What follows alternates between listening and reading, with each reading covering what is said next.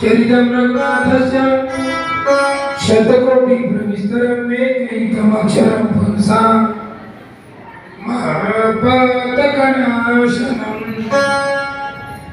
ध्यात्वा निलोपलशाम रामराजिलोचनं निर्नामं नानालङ्कारयुक्तं जगद्गुरुजटामण्डलं रामचन्द्रमिति ध्यानम्।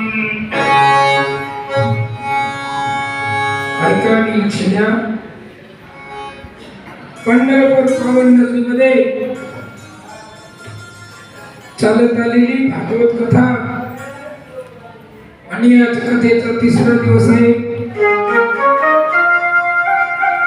स्वतःची संगतीला कथा सांगता बाबा अनेक जन्मातली पुण्य असेल तर माणसाला संतांची संगत घडत असते त्याला पुण्य लागते।